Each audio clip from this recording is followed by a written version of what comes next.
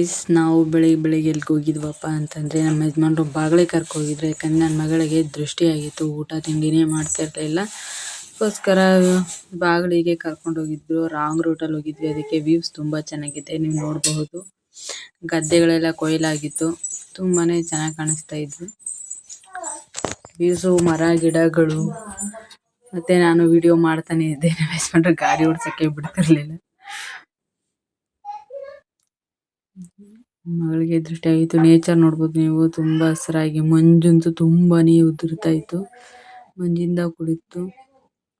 ಹೊಲ ಗದ್ದೆಗಳು road side ಅಲ್ವಾ, ತುಂಬಾನೇ ವ್ಯೂಸ್ ಅಂತೂ ತುಂಬಾ ಚೆನ್ನಾಗಿ ಬರ್ತಿತ್ತು. ಮಾರ್ನಿಂಗ್ ಅಲ್ವಾ, ತುಂಬಾನೇ ಚಳಿ ಇತ್ತು ಮಾತ್ರ. ನಾವಂತೂ ಖುಷಿಯಾಗಿ ಓದಿದ್ವಿ.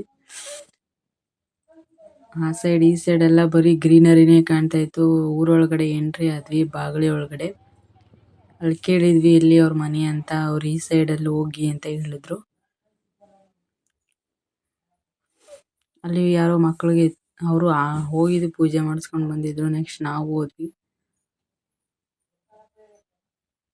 ನಮ್ಮ ಯಜಮಾನ್ರು ಗೊತ್ತಿತ್ತು ಮೊದ್ಲೇ, ಯಾಕಂದ್ರೆ ಅವ್ರ ಅಣ್ಣನ ಮಕ್ಳಿಗೆಲ್ಲ ಮಾಡ್ಸಿದ್ರಂತೆ. ಅದಕ್ಕೆ ನಾವು ಹೋಗಿದ್ವಿ. ಅಲ್ಲೊಬ್ರು ಬಂದಿದ್ರು, ಅವ್ರು ಪೂಜೆ ಮಾಡೋರು. ಅವರು ಅತ್ತೆಯಿಂದ ಇವರು ಸೊಸೆ ಮಾಡ್ಕೊತಾ ಇದ್ದಾರೆ. ನನ್ನ ಮಗಳಿಗೆ ದೃಷ್ಟಿ ತೆಗೆದ್ರು. ಆದ್ಮೇಲೆ ದೃಷ್ಟಿ ತೆಗಿಸ್ಕೊಂಡು ಬೇಗ ಜಾಸ್ತಿ ಹೊತ್ತಿರ್ಲಿಲ್ಲ ಅಲ್ಲಿ, ಹಿಂದಕ್ಕೆ ತಿರ್ಕೊಂಡು ಬಂದು ಮತ್ತೆ ಮಾದೇಶ್ವರ ಹೋಟೆಲಲ್ಲಿ ಊಟ ಮಾಡಿದ್ವಿ. ಆಮೇಲೆ ನನ್ನ ಮಗಳ ಜೊತೆ ಸ್ವಲ್ಪ ಟೈಮ್ ಸ್ಪೆಂಡ್ ಮಾಡಿದೆ. ಅವಳು ಎಲ್ಲಿಗೆ ಹೋಗಿದ್ವು ಅಂತ ಕೇಳ್ತಾ ಇದ್ದೆ ನಾನು. ಅವಳು ಅಲ್ಲಿ ಮಾಮಿಗೆ ಹೋಗಿದ್ಲು ಅಂತ ಹೇಳ್ತಾ ಇದ್ಲು. ಆಮೇಲೆ ನನ್ನ ಮಗಳ ಜೊತೆ ಸ್ವಲ್ಪ ವಿಡಿಯೋ ಮಾಡ್ಕೊಂಡು ಸೆಲ್ಫಿ ತಗೊಂಡು. ಹೀಗಾಗಿತ್ತು ನನ್ನ mini blog. Thank you for watching more videos.